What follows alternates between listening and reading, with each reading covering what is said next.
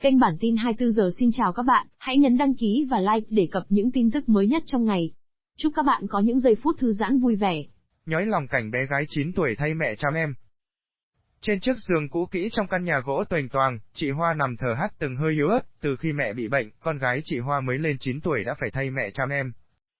Men theo con đường bê tông nhỏ của xã Yê Nang, huyện Cư Mờ Gaz, Đắk Lắk, chúng tôi tìm đến căn nhà của chị Bế Thị Hoa, 35 tuổi. Bước vào nhà gỗ đơn sơ, dột nát, xung quanh tường nhà phải dùng vỏ bao phân bón vá chằng chịt khắp nơi. Con gái chị Hoa 9 tuổi đang hát ru cho em trai mới 13 tháng tuổi ngủ, cạnh bên là người mẹ bệnh tật nằm bất lực trên giường. Anh Triệu Văn Chính, 36 tuổi, chồng chị Hoa, tất tưởi chạy ra chạy vào, hết lo cho con lại đến chăm vợ. Khuôn mặt anh xanh xao, hốc hác đến đáng thương vì nhiều đêm liền mất ngủ. Anh buồn bã khi bệnh tật đổ ập xuống và nhanh chóng biến vợ của anh từ người khỏe mạnh thành người chỉ còn nằm bất động. Anh kể, sau dịp Tết Nguyên đán vừa qua, trên cơ thể chị Hoa bất ngờ có nổi những vết thương đỏ và bắt đầu lở loét, loang ra dần và mãi không dứt dù đã mua nhiều loại thuốc về uống, quá lo lắng. Hai vợ chồng đành vay mượn ít tiền của bà con. Hàng xóm đi khám ở bệnh viện đa khoa vùng Tây Nguyên và được chẩn đoán mắc bệnh lupus ban đỏ hệ thống có tổn thương phủ tạng. Vợ chồng anh ngày thường đi làm thuê khắp vùng kiếm miếng ăn qua ngày nuôi hai con nhỏ. Bệnh tật đổ xuống, gia đình không còn bất cứ khoản tiền tiết kiệm nào để chữa trị, nên chị Hoa chỉ nằm viện một vài ngày rồi lại về nhà nằm uống thuốc cầm cự tạm. Nhiều người khuyên anh nên đưa vợ đi thành phố Hồ Chí Minh chữa trị nhưng anh lực bất tòng tâm, chua xót nhìn vợ tàn tạ đi mỗi ngày. Thương vợ chồng anh, bố mẹ, họ hàng gom góp mỗi người ít tiền mua thuốc về uống, nhưng với số tiền ít ỏi ấy, anh không thể đủ để tiếp tục đưa vợ đi chữa bệnh. Tôi muốn được đưa vợ đi thành phố Hồ Chí Minh chữa trị nhưng gia đình tôi không còn gì để bấu víu còn hai đứa lại quá nhỏ, anh Chính thở dài buồn bã. Căn bệnh quái ác khiến cơ thể chị Hoa gầy sọp, tứ chi teo tóp, trên người nhiều vết lở loét sâu hoắm, ứ mủ trắng đầy đau đớn. Chị không thể ngồi dậy, cả ngày chỉ nằm một chỗ, phó mặc tất cả cho người chồng chăm sóc. Quay sang nhìn đứa con trai nhỏ đang ngủ trên võng, chị Hoa bất giác tràn nước mắt vì thương con. Chị mắc bệnh, con mới vài tháng tuổi đã phải cai sữa, rời xa vòng tay chăm sóc của mẹ, nhiều hôm khóc ngằn ngặt suốt đêm. Đứa con gái 9 tuổi của chị phải thay mẹ pha sữa, chăm em và dỗ dành em mỗi khi em đòi xà vào lòng mẹ để được mẹ vỗ về, ôm ấp như thuở mới sinh ra. Thằng bé nó muốn được mẹ ẵm lắm, cứ đòi mẹ suốt thôi mà mẹ thì sức khỏe lại cứ yếu nhanh đi như vậy thì không biết phải làm đây, bà Đàm Thị Bóng. Mẹ chồng chị Hoa than thở, bà Bóng kể thêm, bố mẹ của chị Hoa đều đã mất, đến khi lấy chồng cả hai bên đều rất khó khăn. Thương vợ chồng con trai, bà cho dựng tạm căn nhà gỗ nhỏ để có trốn chui ra, chui vào. Vợ chồng nó chăm chỉ làm thuê làm mướn mà cứ khó khăn mãi, vẫn còn nằm trong danh sách hộ cận nghèo của xã. Ngay cả chiếc xe đi làm cũng không có, bố mẹ cũng cho tạm chiếc xe rách mà đi tạm, vừa nói bà Bóng vừa giơ tay chỉ vào chiếc xe máy cả tàng dựng bên góc nhà.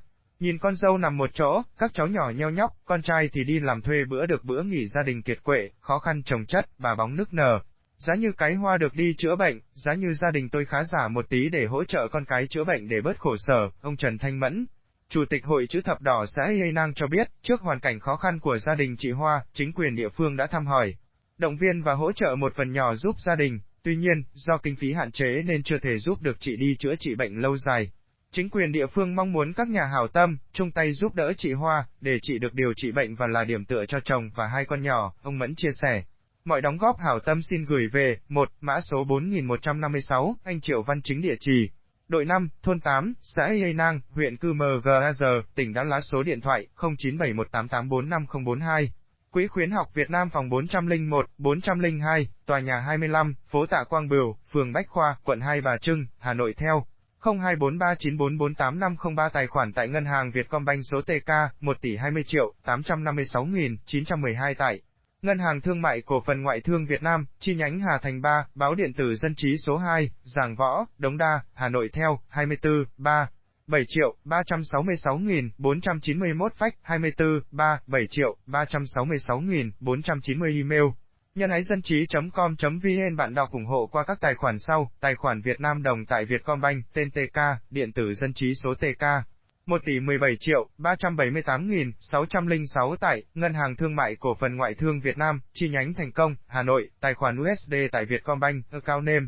Bao điền tù gian chi account number 1.017.780.241 Swift code BFTVVNVX45 bank name.